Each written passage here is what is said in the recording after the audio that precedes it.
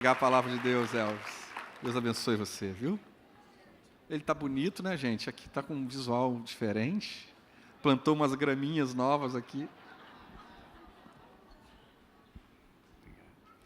Quem me viu passar na prova não me ajudou. Boa noite, igreja. Vai, quando o cabelo estiver voando assim, ó, aleluia. Quem concorda? Obrigado pela sua fé. Paz de Cristo. Eu quero louvar Jesus por essa oportunidade de poder pregar na minha igreja. Louva Jesus porque Ele tem feito coisas grandes e só Ele pode fazer coisas grandes na nossa vida. Só Ele, só Ele.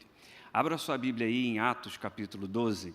Enquanto você procura, eu quero louvar Jesus pela família pastoral da nossa igreja, pastor Silas, pastora Elisete, pastor Silas Filho, pastora Raquel Malafaia.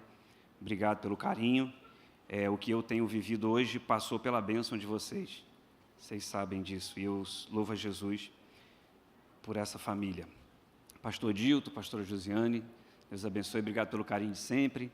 Está aqui comigo o pastor Wallace de Oliveira, é pastor juntamente comigo lá na nossa filial de São Gonçalo, é um amigo mais chegado que irmão, e hoje não sei porquê, ele não estava pregando, e aí eu o convidei para estar comigo. Obrigado pela amizade, estamos juntos, amigo.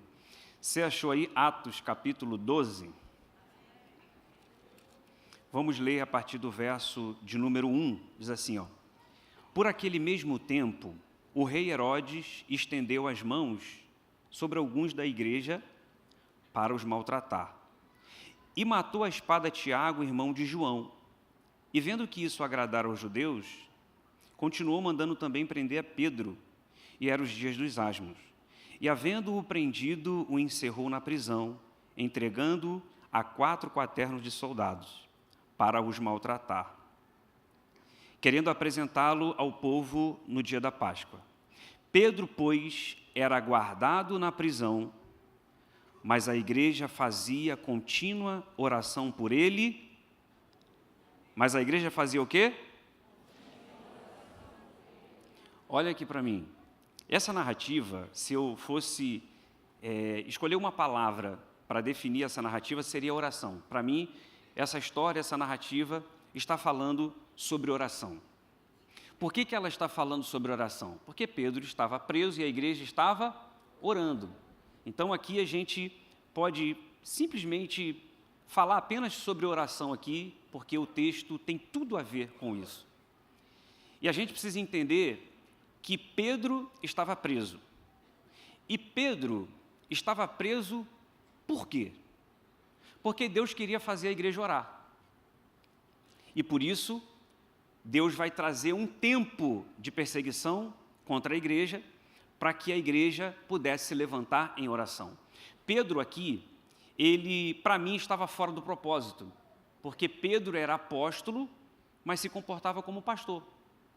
Eu não sei se você já percebeu, quando a gente vai falar do Paulo, a gente não fala Paulo, a gente fala apóstolo, Paulo. A gente sempre usa o apóstolo antes. E quando a gente vai falar de Pedro, a gente fala Pedro. Porque Pedro, boa parte do ministério dele, se comportou como pastor e não como apóstolo. Então, Pedro foi chamado para ser apóstolo, mas ele estava se comportando como pastor. Então, ele estava fora do propósito, ele não estava se movendo debaixo da identidade dele. É por isso que Paulo tocou os confins da terra. E Pedro, durante muito tempo, como ele se comportava como pastor, ele queria apenas cuidar da igreja de Jerusalém. Se fosse por Pedro, a igreja de Jerusalém teria 6 cultos por domingo. Ele estaria feliz, porque como ele estava fora da sua identidade e fora do propósito, então ele se comportava como pastor. E como pastor, ele se movia debaixo da lei, é por isso que ele achava que os gentios tinham que ser julgados, e o evangelho seria só para os judeus. Então, se fosse por Pedro, a igreja estaria em Jerusalém e o evangelho teria chegado até a gente. Agora, Paulo não, Paulo quis tocar os confins da terra, porque Paulo se movia debaixo da graça, então ele entendia que ele tinha que ganhar os gentios também. É por isso que Paulo foi mais longe. Por que ele foi mais longe? Porque ele estava debaixo do propósito. E Paulo e Pedro não foi tão longe assim, porque boa parte do seu ministério se moveu fora do propósito. Então, quando você está fora do propósito, você sempre vai chegar menos, sempre vai viver menos daquilo que Deus tinha para a sua vida. É por isso que hoje ele vai te despertar para você viver o seu propósito. Porque quem está debaixo do propósito sempre chega além do que podia imaginar. Então presta atenção. Por Pedro estar fora do propósito, então ele está se movendo debaixo de necessidade. Quem não está vivendo o propósito, quem não está debaixo do propósito, está se movendo debaixo de necessidade. E qual é o problema, Elvis, de se mover debaixo de necessidade? Quem se move debaixo de necessidade, está fora do propósito, sempre vai buscar o Senhor como Deus e não o Senhor como o nosso Pai. Por que, Elvis, quem se move debaixo da necessidade vai buscar Deus, vai buscar o Senhor como Deus? É simples. Jesus, esse texto está falando de oração. E Jesus nos ensinou a orar. E quando ele nos ensinou a orar, ele falou para a gente chamar Deus de quê? De Pai. Elvis, eu não posso chamar Deus de Deus? Pode, mas você percebe que quem busca, vem para esse lugar atrás de um Deus é o não crente. Quando eu falo não crente, eu estou dizendo que é aquele que ainda não teve um encontro com Jesus. Então ele vem para a igreja atrás de um Deus. Quando ele chega aqui, ele tem um encontro real com Jesus, ele deixa de ser criatura, ele se torna filho. E quando ele se torna filho, ele descobre que o Deus que ele veio atrás era o pai dele.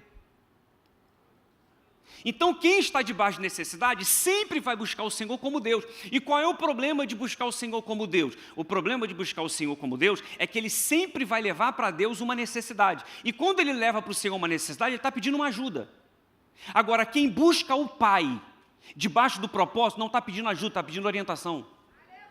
E o problema de quem vai até Deus, levando a sua necessidade e pede uma ajuda, é que Deus supre. Se você pede uma ajuda, Deus vai suprir. Agora, se você pede uma orientação debaixo do propósito, Ele investe.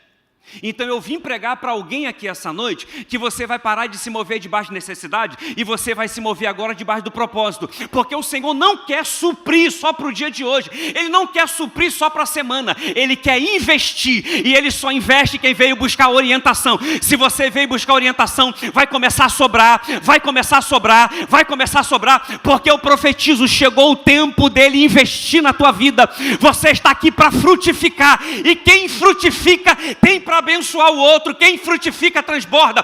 Quem está atrás de uma ajuda, ele supre, mas quem está atrás de orientação, debaixo do propósito, ele começa a investir. E eu profetizo, vai começar a sobrar para você abençoar a vida de alguém, para você tocar a vida de alguém. Alguém está entendendo que eu vim pregar aqui, irmão, essa noite?